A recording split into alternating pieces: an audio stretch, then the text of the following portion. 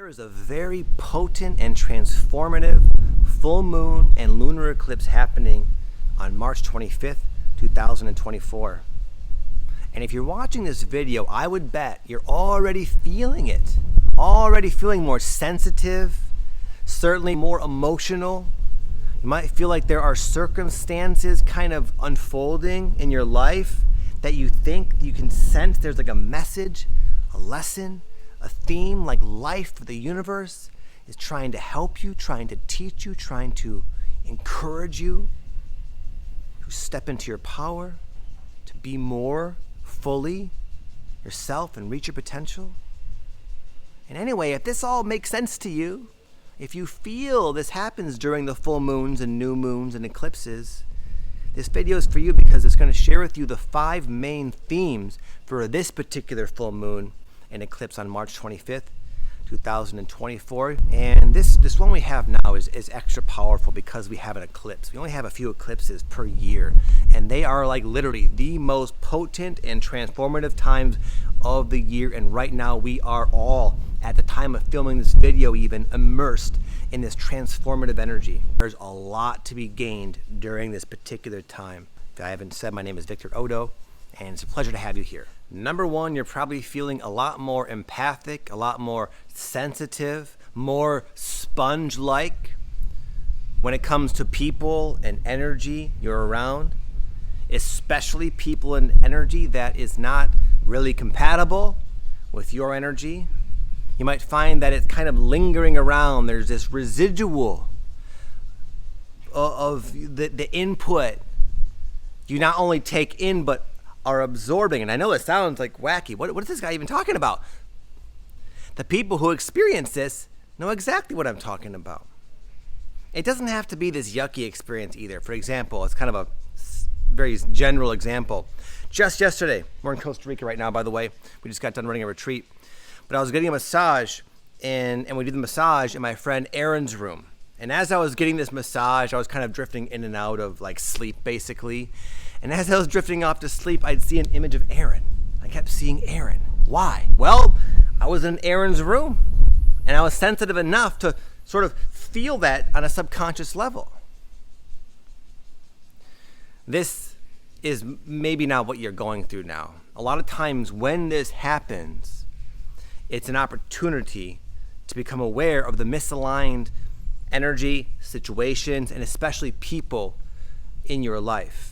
You might find that if you're around certain people too much, even if they're your family, people you really care about, but there's a dosage. And the more sensitive you become, the more precise that dosage needs to be. And you'll quickly know during this full moon if the dosage is off. If there's too much, it's sticking around in your field. You're starting to feel too much the way they are feeling, is bringing you down. It's in your dreams. Sometimes you start to dream. Like, for example, when I watch, when I'm in the middle of watching like a Netflix show or something and I'm binge watching it, 2 or 3 episodes a day kind of thing, I'll find that it'll start to like show up in my dreams. Not because there's some sort of message, it's because I'm taking in too much of that particular type of energy, that particular type of content, whatever. And it's kind of a bizarre thing. And you might be asking yourself, when is it going to stop? Vic, I've already been sensitive. If you're anything like me, I was sensitive my entire life. Ever since I was a little kid. I just had no idea. I thought it was I called it anxiety. But so it can be kind of we have to keep rolling with the changes as we become more and more refined in our frequency. As these full moons and especially eclipses kind of roll, they loom in, and they bring out more of ourselves, we become even more empathic, more sensitive, more in need of more time and space to ourselves.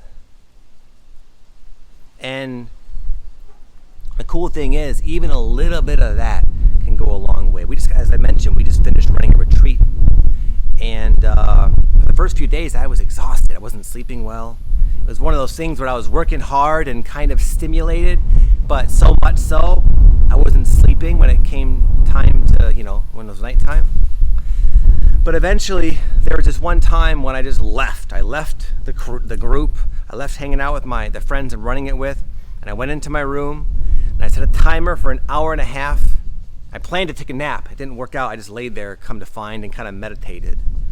But just being there in silence with the earplugs, in my own energy, with no input, it was like exactly what the doctor ordered. It rejuvenated me massively. So what I recommend to you, if you relate to this, is to honor it. We can complain about it and say, oh wow, how inconvenient, I'm so sensitive, people are so dark, etc. It is what it is. But we can learn to, at least I've learned to, kind of roll with it, accept it, make the best of it, and then when you kind of learn to manage it, you just walk through life more psychic, and it's a good thing. Theme number 2, heavily related, and you won't even see the connection yet, but it is heavily related to theme number 1. Theme number 2 is more self-love.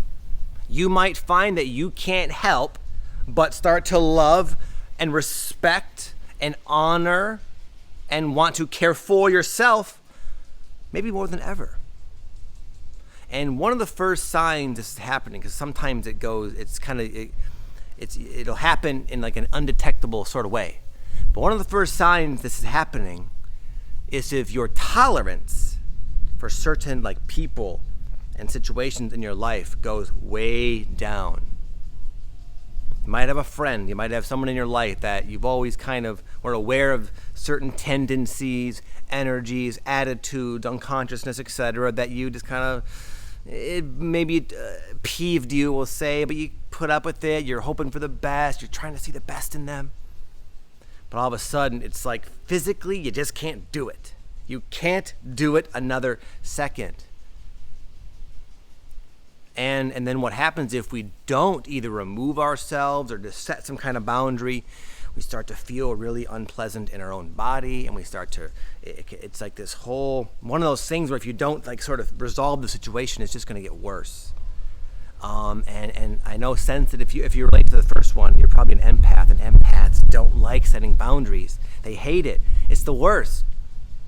Why? Well, because you're pretty accurate in your anticipation of someone's reaction, which you'll feel in your own body. For example, saying, no, I'm not going to help you move this weekend. You know they're not going to like that, especially if they're used to you saying yes to everything. And then if they don't like it, you're going to feel their energy of not liking it, and it's going to feel like it's directed towards you, which it kind of is, and then you're going to be sort of stung with their resistance. So it's just easier to say, yeah, I'll help you move. I'd rather help you move than deal with all of what I just said. But what I'm saying is your threshold is going to be changing, and you're going to find yourself where you just got to set that boundary. I'm going to tell you a little story my wife told to the retreat just the other day about the plant rose. And it's a beautiful example of why it's so important to set boundaries.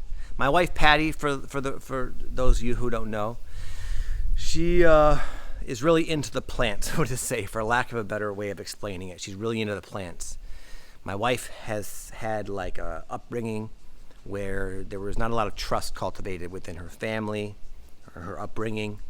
So what she's found is she trusts the plants. And so much so, she's able to, believe it or not, take it for what you will, as crazy as it sounds, sort of communicate with the plants. And she does these things called dietas, where she'll restrict her calories, and she'll focus on sort of ingesting a particular plant, for example, the rose plant she's done a couple of times, with the intention of communicating with the spirit of all the different plants. And scientists have even shown, just for you skeptics out there, that the plants are alive. There's an electromagnetic field around them. There is life to them. They are even aware. They've done studies. But anyway, I'm not trying to convince any of you. My wife Patty has sort of did this diet with the rose on multiple occasions, and has in fact, so it seems, developed quite a connection with this rose plant. And she said that during one of her diets, the rose told her this story of how rose came to be. This is again, so I'm telling you now a story from the perspective of the rose plant telling you. And if you're still here, congratulations, you're just as whacked out as I am. No, just kidding. Anyway, Rose, as she was traveling the universe, eagerly looking for a planet to incarnate on. She was seeing all these different options, and finally, as you can now see, she chose Earth. And thousands, maybe millions of years ago, when Rose started to kind of come up and she would have planted herself, she would come up with this beautiful bud, or, you know, what do you call it? The flower petals, this beautiful flower, but on a really flimsy, kind of weak stem. And even though all the different animals and beings in the land loved it, they thought, wow, this is such an amazing plant. They would accidentally trample it and they would kill it because she was just so flimsy. And then all the beings or the animals, whatever, they would feel bad. And they'd be like, oh, we killed this beautiful plant. But of course, Rose is resilient. So eventually, you know, the next spring came and she rose up again. But over time, after time, after time, the same thing happened. This beautiful plant was just so fragile. It couldn't sustain the clumsiness of the animals around, apparently. So finally, Rose didn't come back for quite some time. She was thinking, what can I do? I'm very much welcomed here. People like me, but they can't help themselves but accidentally kill me. What do I do? And that's when Rose made the choice to come back. In spite of her sort of pure beauty, she chose to come back with a thicker, meatier stem with all these spikes and thorns. And she did that for the protection of herself and because she's an asset to life, as are you, for the protection of other people. If you don't set boundaries, what's going to happen? You're not going to be at your best. You're going to be compromised, right? And then if you're compromised, whether you believe it or not, I know we all have our self-worth issues. You are valuable. Just who you are, your essence, your energy field is an asset to humanity. You would not be here otherwise. If you're compromised, everybody, the whole collective is like the beings that killed the Rose. Like, what's going on with Sally's looking down? What's the matter? So set those boundaries. Don't feel guilty. Don't feel bad. It's a win-win situation. And the folks that are bugging you, how else are they going to learn if you just put up with it? They're probably bugging other people as well. But you come into your power and you set that boundary, you're going to like it. You're going to be preserved. You're going to feel more empowered. And maybe, just maybe, the people who are doing whatever will get a lesson as well. And then more people can benefit from their more purified, optimized essence, if you will. So don't be afraid to set boundaries, my friend. You might find the full moon and the eclipse are going to put you in like a pressure cooker until one of two things happens. One, you just vacate the area, or you set that boundary. And I get it. I'm like, not only am I a sensitive guy, but I'm also really nice. I don't like hurting people's feelings just for the sake of not doing it. It does bother me. I do feel it. But I can tell you, even me, I've been in a position as of the last probably 5 years building a business and like working with lots of people and things of that nature that have just kind of forced me to set more and more and more boundaries. And I can tell you this, it gets easier. And it really is better. It is better in the end to do it soon, to do it earlier. We're going to go a little deep now, I'm going to warn you. But that's kind of what the full moons and eclipses do. They take us deep. They quickly scratch the surface and they go deep into the heart of our subconsciousness, of our unresolved issues at the root. And there's this beautiful thing I've noticed that I've been going through myself and realizing it's kind of a theme I've noticed with many other people as well. This beautiful awakening and awareness coming from maybe the pressure and the circumstances involved with the full moon currently. It's the realization I'm getting at that it's not your fault. So many people have, things happen in their life, and their immediate reaction is something I've done to cause it. This happened to me not long ago. We have this little cat, Jack, and unfortunately he passed away. He was like 8 years old, and he was an outdoor cat, and we debated on keeping him indoors, this cat Jack, because we knew it's kind of dangerous out there sometimes. But Jack just loved it outside so much, and he was so happy. But as we sort of feared, 4 or 5 years down the line of him being out there, we don't even know what it was. He just got sick or something, but he passed away, and it was really sad. But my immediate interpretation was, this is something I did. This is something I caused. Same thing happened with another pet years ago. With my dear dog, my beautiful dog, little dog Axel. We were living in Michigan, and my two dogs, Rosie and Axel, they learned how to get out of the house, out of the backyard. And there was like one little spot. We had a fence and everything, but there was this one little spot they learned to kind of squeak through. And I was aware of it, and I went and I kind of fixed it.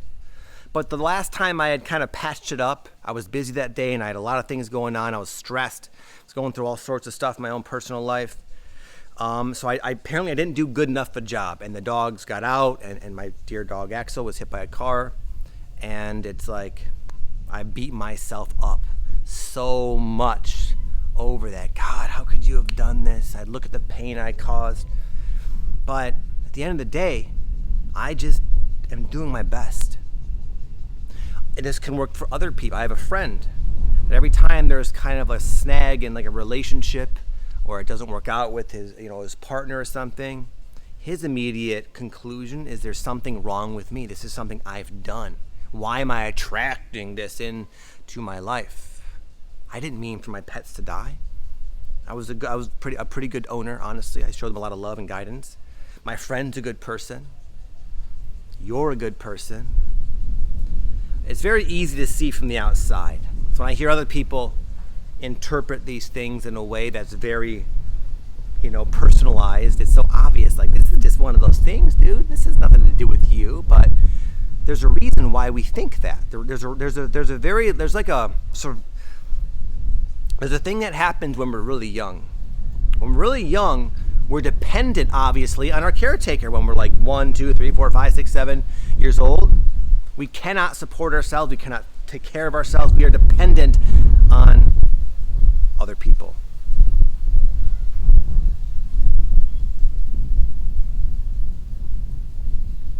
And sometimes these people, these caretakers, traumatize us. They shame us, they neglect us, they ridicule us, they beat us. And a lot of times it's more subtle than that. But because at a young age it's too risky to even fathom or even consider the possibility that there's something wrong with these people, because we are dependent on them for our survival, we need to have some type of empowerment. We say, oh, it's my fault. There's something wrong with me. There's something I must be doing to deserve it. And we hardwire in this way of interpreting the problems in our life, and it's outdated. It only causes us continued, repeated cycles of suffering. And if you can really allow yourself to look deeply and sort of logically at maybe some of the things happening in your life, challenges, maybe past challenges, you might have a little more awareness to where you can finally see that it was never your fault to begin with. It's not your fault now. You're a good person. We all do our best. We all make mistakes. We all deserve to make mistakes and learn from them. And once you finally start to figure this out, how liberating it is. You start to go through life with this expectation of good things happening to you because you do deserve it. But for that to happen, we have to let go of the past. We have to forgive ourselves. That's one of the hardest things. When I was doing my coaching programs, I used to take people through this like 2-part forgiveness series of workshops. And the first one was forgiving other people for the things they did to you. And that's not easy sometimes when it's really bad. But then the next one, the harder one, the first one was only to set them up for this next one, which is to finally forgive yourself. And you can. In fact, I'll share with you, since you're here, I'll share with you what I would have these people do. You can do it if you want. I'll just do it briefly, but I used to have people do automatic writing. And what I would have them do is first, I would have them kind of like channel, if you will, and write down and type out the way they're currently talking to themselves. For example, how dare you let your dog get hit by a car? You scumbag, you're so stupid, you're neglectful, you're a horrible pet owner, those kind of things. I'd say, get it all out. Then I'd say, okay, take a minute, maybe sage yourself a little bit. And now I want you to do some automatic writing or channeling or just journaling from the perspective of your higher self, or spirit, if you will, your soul. What does your soul have to say about the situation?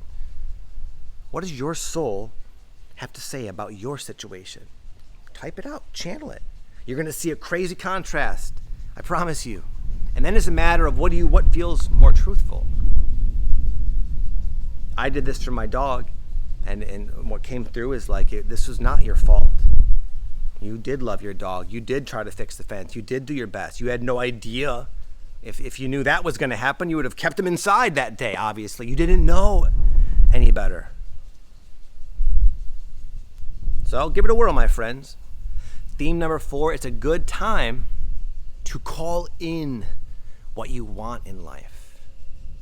Some of you have probably heard about my breathwork classes I do. I do these breathwork ceremonies. In fact, I'll leave a link down below. I always give one away for free at the end. Not pressuring you, but it's relevant to what I'm saying here. But usually before we do this big, powerful, healing breathwork ceremony, I ask everyone to set an intention. What's your intention? And I ask them to do it in a very particular way. I say, in one word, what would you like to receive from this ceremony? Most people come into like a healing session and they want to let go. They want to rid themselves. They want to heal something. I say, no. What do you want to get? What do you want to gain? What do you want to benefit from? How do you want to benefit from? More love, more clarity, more abundance, more success, more friends, more support, whatever it is. It's a very different way of manifesting. And sometimes the astrology lines up. And sometimes we'll bring things to a head to kind of show you where you're kind of unconsciously manifesting things. And you might find yourself like, there it is again. This sort of same cycle keeps playing out. And when this happens, it can get kind of frustrating, and we can kind of complain about it and ruminate, and why is this happening? Here it is again. But an alternative way of rolling with it, which is what I'm kind of suggesting to you now, is to, instead of thinking so much about what you don't want, put energy into thinking about what you do want. What do you want? What do you need right now? I'm asking you, what do you need more of in your life right now? More support, more clarity, more abundance, more friends, one of your soulmate, whatever it is. Imagine if you spent the time you spend like dwelling and ruminating and talking about things you don't want. Imagine if all that energy was put into what you do want. Even if we'll say it has nothing to do with manifestation, whether you're into that or not, even if that nothing happens, you're going to feel better thinking about the things you do want. It's a very powerful thing. I learned how to like truly pray, you could say, for lack of a better term, here in Costa Rica. We used to, right here actually, we used to do these Wachuma ceremonies. It's like an all-day San Pedro cactus medicine ceremony. And right here where I'm standing,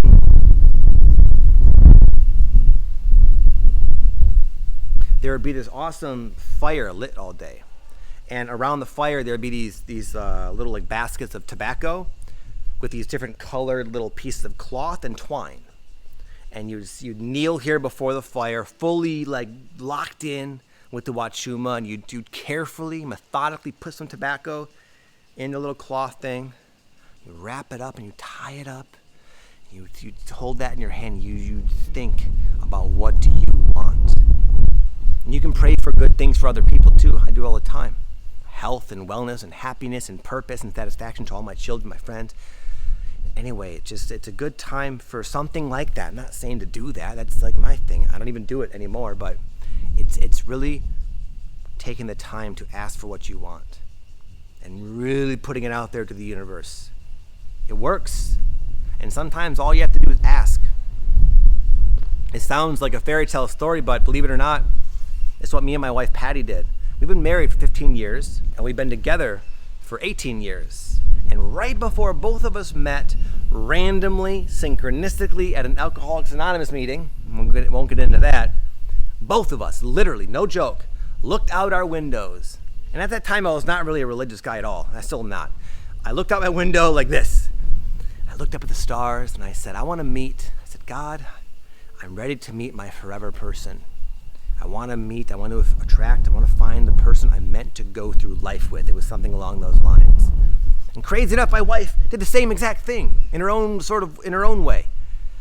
And then I got to this AA meeting one day with probably 80 to 100 people, and I was I was late. Actually, was late. Like the last one walking in, everybody was already sitting down at all these different tables, and I got in there and I'm walking around and I see every table is completely full, except one, and that one was where I was sitting right in front of my beautiful wife, and right off the bat I was like, oh my God, this woman's gorgeous, jackpot, wow.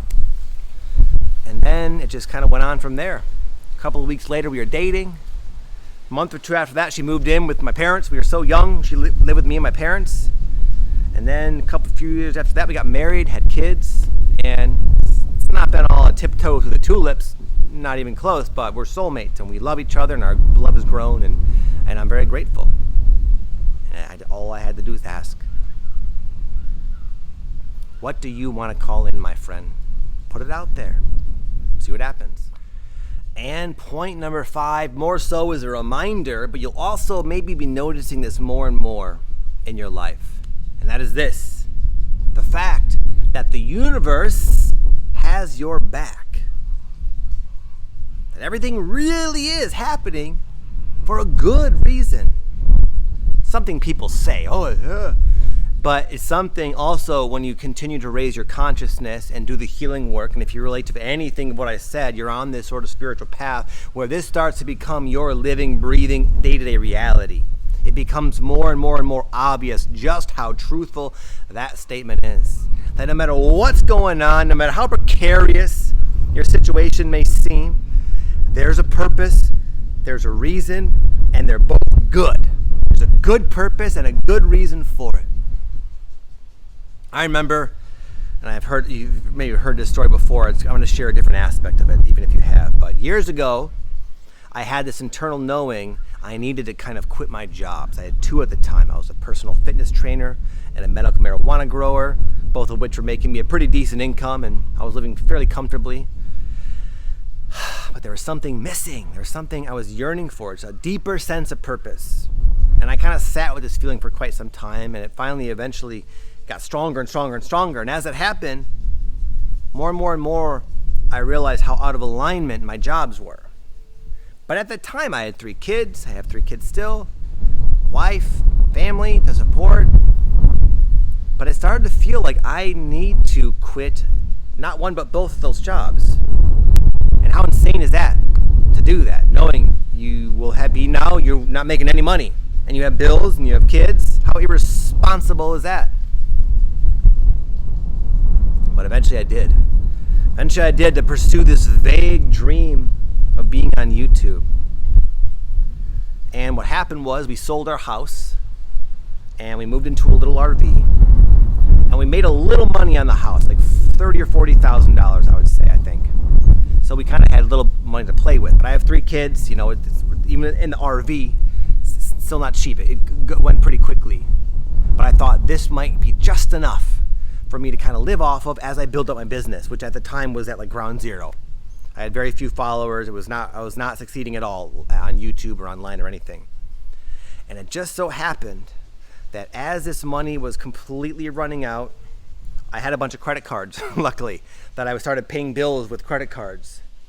And I was like, okay, higher self, universe, getting a little bit sketchy, dicey here, anytime now. And we got to this point where the credit cards were completely maxed out. Around that time, I got a letter in the mail that said, you owe the IRS about $10,000. And I was like, you gotta be freaking kidding me. What timing? And I plummeted into this dark night of the soul where I was questioning everything, feeling just utterly hopeless. I was despairing. It was awful. No money on the credit cards. I owed the IRS money I can't afford. At that exact time, I had this inspiration to start coaching people. And within 1 week, I went from being broke as a joke, owing the IRS buku, tons of money, to having about 30 clients and making about 10 grand a month at that time. And it was in the absolute nick of time. I couldn't have planned it better. And man, it was nerve-wracking. And actually, right before launching that coaching business, I tried launching something else. It was a digital course. And I built this course from the depth of my soul. I gave it everything I got, and I thought, this has got to succeed. I have no money. This is before the bill came, but still I had no money coming in. I had no money to even lend from with the credit cards. This had to work, this course, this like digital program, and it flopped. I sold 2 at like $97 a piece. I made $200 after like 2 months of work. And I was so upset, so hopeless. But it was that very failure that gave me this almost need to start looking outside of the box. And that's where I got this grand idea to start a coaching business, which literally pulled me out of debt. I was able to pay the IRS, and then everything started growing from that point forward. But the timing was just maddening how precise it was. The failures, the challenges were part of it, part of the success. You don't see that at the time, but looking back, it's freaking obvious. Everything is happening for me, as it is for you, my friend. So don't lose faith. Keep the faith. What are you learning from this situation? What are you gaining? What are you learning about yourself, about life?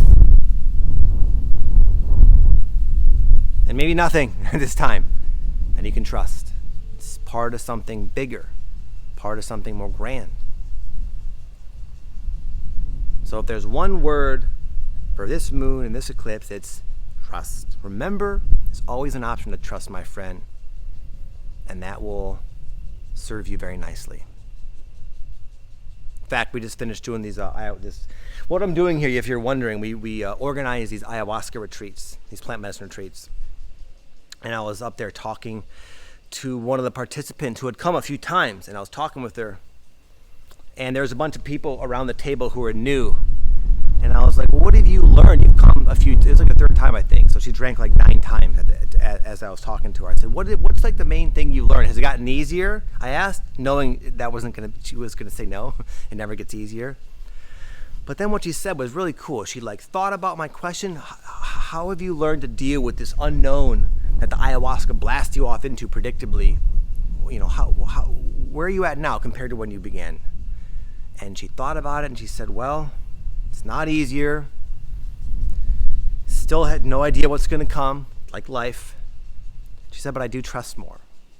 I do trust more. And that is huge. And that's exactly how I feel with the medicine, the ayahuasca. That's exactly how I feel about life and just being on the spiritual journey. The longer you're on it, the more experience you have, the more you will see that everything is part of your expansion, your evolution. You're coming more into your power. You exposing and releasing your gifts, your talent, your light with the world, developing more inner peace and happiness and joy. All of that comes from all of the crazy stuff you're going through in life. Remember that, my friends. With that said, have an amazing day. Thank you so much for watching. God bless you all. Peace.